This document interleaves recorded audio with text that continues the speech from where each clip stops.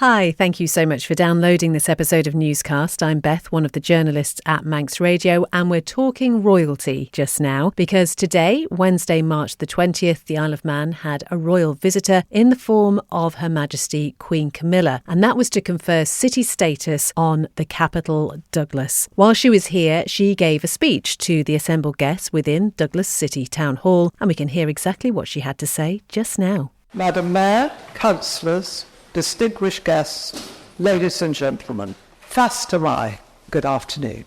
My husband is so sorry that he cannot be with us today on this extremely special occasion, but he sent me here armed with a copy of his speech to read out on his behalf. Just before I begin, I'd like to thank you all for your warm welcome to the Isle of Man, with particular thanks to the little people, whom I was careful to greet as we drove past Fairy Bridge, and now from the King. I'm desperately disappointed not to be able to join you today as we celebrate the conferral of city status on Douglas here on the Isle of Man. I'm grateful to Her Majesty for being prepared to read my words today, and sincerely hope that Manannán packed his cloak away to enable my dear wife to land at Ronaldsway from the adjacent isle this afternoon. As we mark the bestowal of this honour on your time, we might reflect on this new city's deep and proud history. It was first mentioned as far back as 1192 in the monastic chronicles of the Kings of Man and Isles, and again in 1313 when Robert the Bruce, King of Scotland, spent a night at the nunnery outside Douglas on his way to seize Castle Rushen. As a port, it has played a key role in the development of the Manx people as a seafaring nation. In the island's early days, it thrived on the smuggling trade, and Argana became a popular watering place and recommended destination for runs ashore by Royal Navy personnel. More civic-mindedly, this is of course the birthplace of the Royal National Lifeboat Institution, which was founded here in 1824 by Sir William Hillary, fulfilling his vision for a service dedicated to saving lives at sea.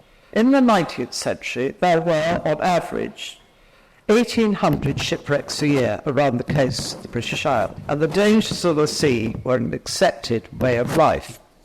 Thanks to Sir William Hillary's determination and significant foresight, the RNLI has saved over 144,000 lives since its inception, and there is much to celebrate on the island in its 200th anniversary this year. I know my late mother was very proud to be patron of this wonderful organisation, as I am to be succeeding her in the role. Douglas was, of course, not always the seat of political power that it is today. Castletown was the island's capital until 1869, when Tynwald, the world's oldest continuous parliament, moved here. This marked a time of growth and expansion, when the town was becoming a popular tourist resort. It was during this era that Douglas Council was established. Your council forebears were responsible for much of the early improvements that helped to put the island on the map as a visitor destination. As the Isle of Man has grown into a modern international finance centre, Douglas Bay, with its sweeping seafront and horse trams, still reminds us of its Victorian heritage. The award of city status to Douglas was one of only 8 granted during my mother's Platinum Jubilee, and it recognises the unique culture and heritage of this capital on your special island. You now have your own cathedral, which holds the newly designated co-cathedral status with Liverpool's Metropolitan Cathedral of Christ the King. The granting of your city status is particularly special to me, as your letters patent are the only ones in existence that hold both my signature and that of my late mother. Therefore, ladies and gentlemen, as you mark your well-deserved status as one of the newest cities in the British Isles, and the only one of the Crown dependencies, I would like to offer, on behalf of my wife and myself, my heartfelt congratulations and my very best wishes for the future.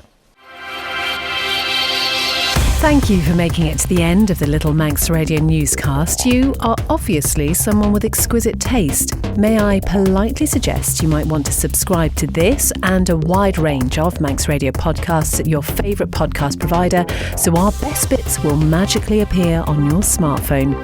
Thank you.